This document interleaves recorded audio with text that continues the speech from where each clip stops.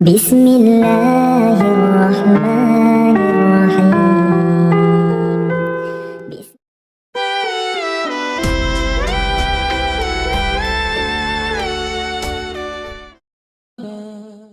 Manusia paling tercinta di sisi Allah.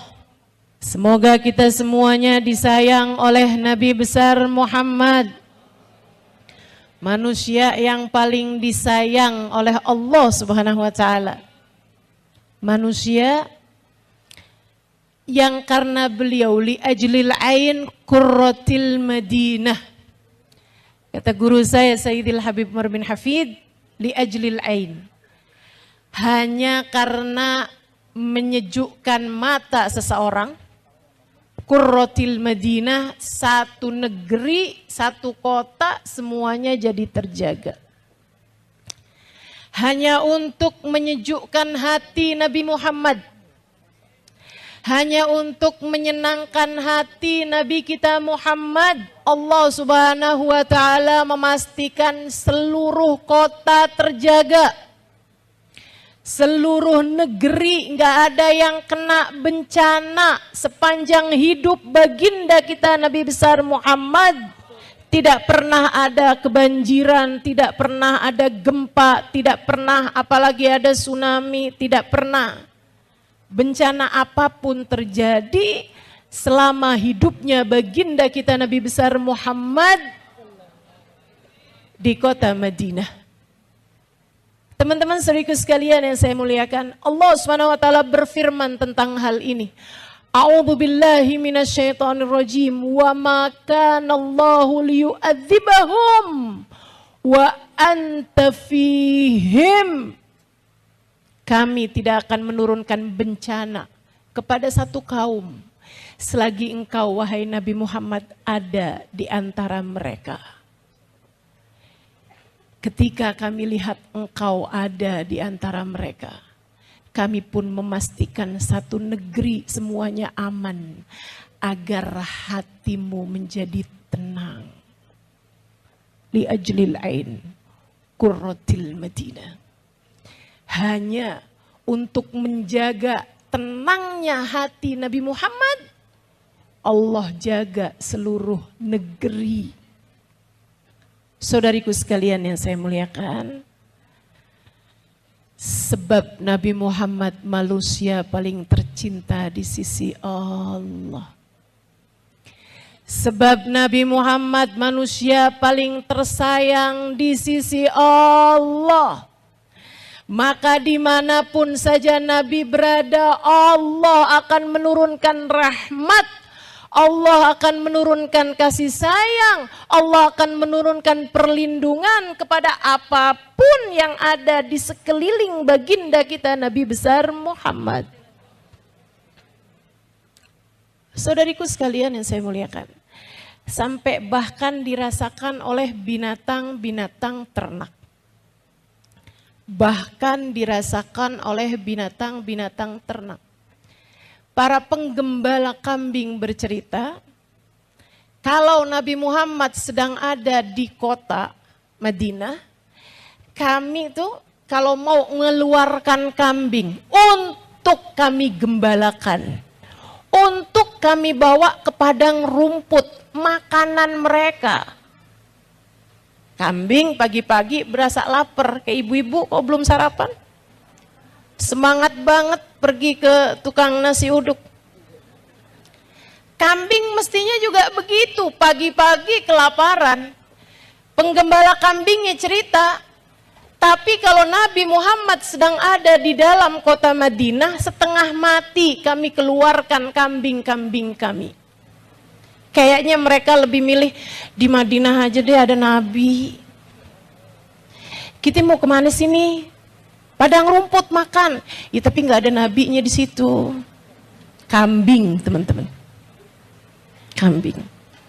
Kambing tahu mana yang lebih nikmat dari sekedar makanan, yaitu kebersamaan dengan Nabi Muhammad. Padahal tuh kambing bukannya juga ikut majelis. Padahal tuh kambing bukannya juga kalau ada di Madinah ikutan di soft sholat gitu barengan Nabi, enggak juga.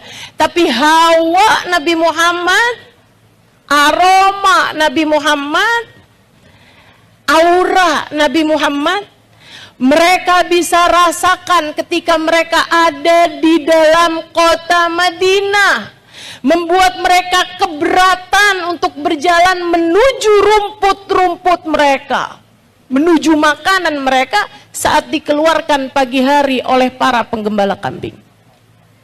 Tar baru pas Allah baliknya, udah lari-larian karena mereka tahu mereka akan pulang ke Madinah, pulang ke tempat yang di sana Nabi Muhammad sedang berada. Saudaraku sekalian, waktu Nabi Muhammad haji wada, Nabi membawa 100 ekor unta, dibawa sama Nabi Muhammad dari Madinah menuju Mekah untuk disembelih. Saudaraku sekalian, dari 100 ekor unta tersebut Nabi hanya menyembelih 63 saja. Para sahabat sempat bertanya-tanya tuh dalam hati mereka, kenapa ya Nabi nyembelihnya 63? Oh mungkin umur Nabi sekarang 63 kali. Oh mungkin sahabat paling tercinta di sisi Nabi 63 kali. Ketika Nabi Muhammad wafat setahun kemudian, nggak sampai setahun, haji itu kan bulan terakhir, tahun ke-10, tahun ke-11 bulan Rabiul Awal Nabi Muhammad meninggal. 6 bulan sesudah itu, saat Nabi Muhammad wafat pada usia 63 tahun, fahamlah mereka bahwa ternyata Nabi Muhammad menyembelih 63 unta sebagai isyarat atas umur beliau yang memang hanya 63 tahun saja. Yang saya mau ceritakan, unta mau disembelih pastilah keberatan. Kayak kita tahu kan, kalau hari Idul Adha tuh pasti tuh beredar tuh sapi-sapi yang kabur, sapi-sapi yang nendang orang yang mau nyembelih gitu kan. Pasti ada aja tuh hiburan-hiburan kita hari Idul Adha. Sehingga sekalian yang saya muliakan, tapi itu tidak berlaku untuk sembelihan Nabi Muhammad. Para sahabat bercerita, kana idza madda yadu, kana idza maddat yadu. Nabi Muhammad setiap kali manjangin tangannya buat ngambil salah satu dari unta tersebut, semua unta-unta tersebut mengulurkan leher-leher mereka, ingin menjadi unta yang diraih oleh Nabi Muhammad dan disembelih dengan tangan baginda kita Nabi besar Muhammad. Bahkan unta-unta itu tahu siapa Nabi Muhammad. Mereka faham bahwa beliau adalah manusia paling tercinta di sisi Allah. Mereka faham bahwa keberadaan Nabi Muhammad dimanapun saja tempatnya menjadi sebab turunnya hujan rahmat bagi siapapun yang ada di sekeliling Nabi Muhammad. Maka kalau kamu bertanya kepada saya tentang cara keselamatan hidup di dunia ini, saudariku sekalian, jawabannya adalah firman Allah Subhanahu wa taala, a'udzu billahi minasyaitonir rajim, wa ma kana Allahu liyu'adzibahum wa anta fihim.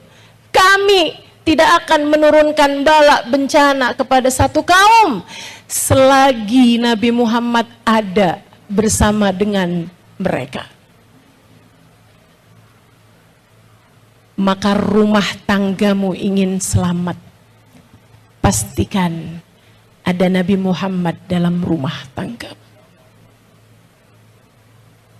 Kamu ingin anakmu selamat, pastikan anakmu kenal cinta sama Nabi Muhammad. Kamu ingin dirimu selamat, pastikan ada cinta kepada Nabi Muhammad di dalam hatimu. itu adalah penyebab keselamatanmu dari dunia hingga bahkan penyebab keselamatanmu di hari akhirat. Memahami hal ini, para sahabat menjadikan cita-cita tertinggi mereka di hidup di dunia ataupun di masa sesudah kematian adalah kebersamaan dengan baginda Nabi besar Muhammad sallallahu alaihi wa ala alihi wa sahbihi wasallam.